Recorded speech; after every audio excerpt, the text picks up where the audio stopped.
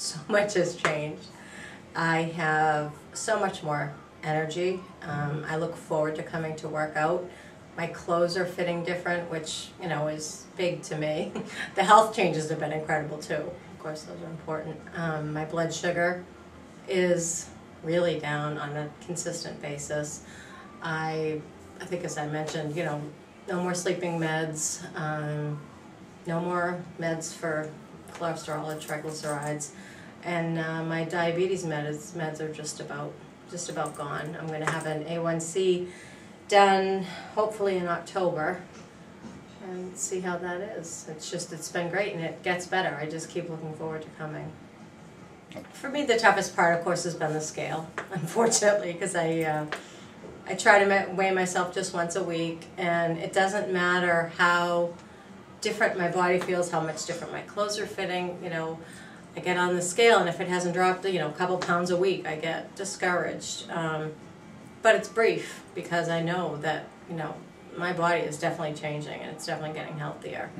You know, so if there's a low point, that's it, but it's not that bad. Well, I think I've lost 9 pounds of fat and gained 2 something of lean muscle, so good. That's great. Good. All right. How about your sleep patterns? I know you said you're not taking any medicine, but what's changed as far as your sleep is concerned? My sleep is more, it's like a natural, you know, physical and mental tired at the end of the day. I feel it's not sleepy because I ate too much. It's not that sort of thing, or because it's not lethargic. It's, you know, legitimately tired after, you know, a full day, and I fall asleep probably within like 10 or 15 minutes of my head hitting the pillow, which is new for me. And I wake up in the morning feeling great. I don't have any of that, again, groggy or lethargic feeling going on. We spoke earlier about when your doctors told you that you should start exercising and doing something.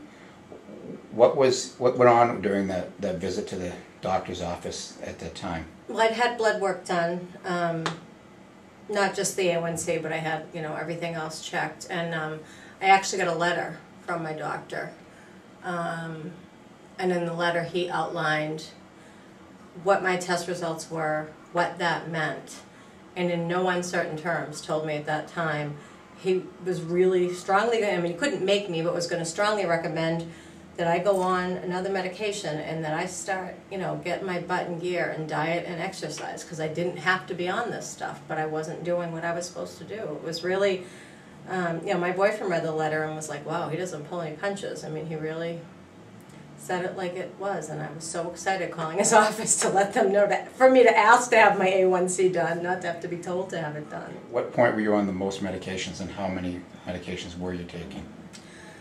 I think it was March, maybe March of this year. I had been on, well, it sort of all switched around. I had been on Byetta at one point for diabetes, which was an injection in my belly twice a day, metformin, and then Januvia was added to the mix, Gemfibrozil for my lipids were high, sleeping pills. I had something for anxiety if I needed it, which I didn't always, but it was still a medication that was prescribed to me. Paxil for depression. See, already you've mentioned 8 different medications. Oh, I wasn't counting. I was counting. You did 8 medications. Were you on all those at the same time? Oh yes, yeah. Okay, and there may have even been a point when there was another one, but I can't think of what it was off the top of my head. But yeah. So now after 7 weeks, what are you taking? Well, I'm still taking Paxil, but I'm being weaned off it. Through your doctor, correct? Through my doctor, yeah, yeah. So he has me on Wellbutrin. It was sort of a transitional. You know, yeah, Paxil can be a little bit rough to get off, and I have definitely had some side effects of that. But it's working, and I'm feeling good, and I'm on the Wellbutrin. And then once the Paxil's gone, my next step is to get off that, and that is the only other birth control pills. And you know, I hate to say it, but the difficulty, it's not difficult. It's actually quite enjoyable, you know. And the diet, and I'm not even, someone asked me today, they said, wow, you look really good, what diet are you doing? And I said, you know, I can honestly say I'm not doing a diet. I've just started I guess clean eating is what you would call it. And this was an exciting thing for me. You know, I never ate fish growing up. I wouldn't try it, didn't want to. I love salmon now. I tried swordfish for the first time this weekend at home on the grill, and I love it. I love it. So this. I haven't had red meat in 7 weeks, and not because I can't, because I realized I could have a lean, meat. I go out to dinner a lot, and I choose fish now. It's really great. So you would say it's relatively. I think it's been very. It really has been very easy. Good. You know, I certainly eat probably more than I did before. You know, and I make sure I get protein in. And I had to go to a funeral yesterday, and I packed a cooler to bring in my car to have snacks because it was a couple hours away. Now you mentioned earlier about having more energy. Mm-hmm. Describe how you used to feel, say, around 8 o'clock in the evening versus how you feel now at about the same time. Oh man, no comparison. To get out of work at 5 o'clock, by the time I got home, if it was 6:30, I would want a nap. I'd want to take a nap because I was just exhausted. Now, it's the complete opposite. I'm not tired till usually it's time to go to bed, 9:30 or 10 o'clock. And that's different for me because I used to stay up till 12, 1, 2 because I couldn't sleep. I felt lousy.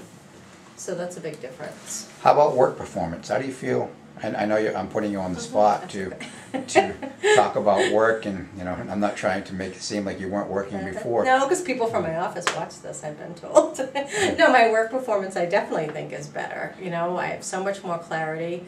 I'm awake in the morning when I get in there. I don't feel like it takes me, a half an hour or whatever to get awake and be moving. And I go all day. I don't get sleepy at 3 o'clock, which I think I have my whole life.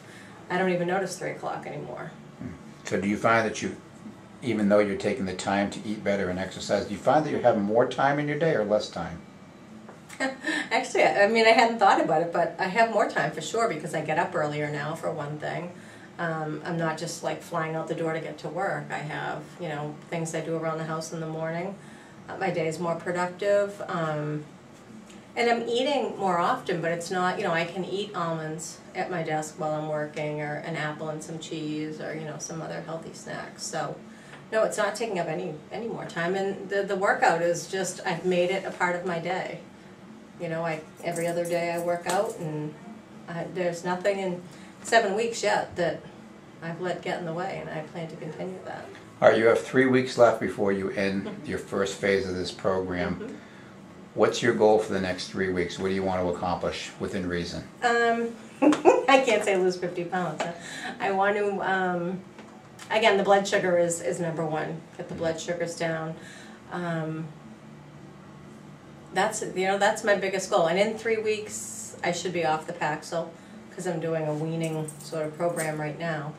And I'm just about done week 1, so that'll all happen about the same time. But yeah, to have the blood sugar issue behind me. They've been under 130 consistently, usually close in the low 100s. So that's my big goal. And then, I've spoken to you about, my weight, and I know we're gonna focus on that more once we get my health back in order. Okay, you've done a great job so far. It's pretty amazing what someone can do once they really put their mind to it and have a plan to make this whole thing happen. There are literally millions of Americans out there right now that have probably been in the same situation as you, that feel like they're hopeless. If you could say one thing to encourage them, what would you tell them at this point? Take a walk. It's not hopeless. Get up and move. And I was there in the beginning and thought it was so hard. Do what you can. Just get yourself moving. And to be, I probably shouldn't say put down the fork. That might be a little bit rough, but it's true. It's what I had to do. Look at what you're eating. You can still eat. I have toast in the morning with my eggs, and sometimes an omelet with cheese and vegetables, and I'm not eating anything weird. No processed foods. Nobody's making me buy their brand of anything. It's just living life. It's nice. Very good. Thank you.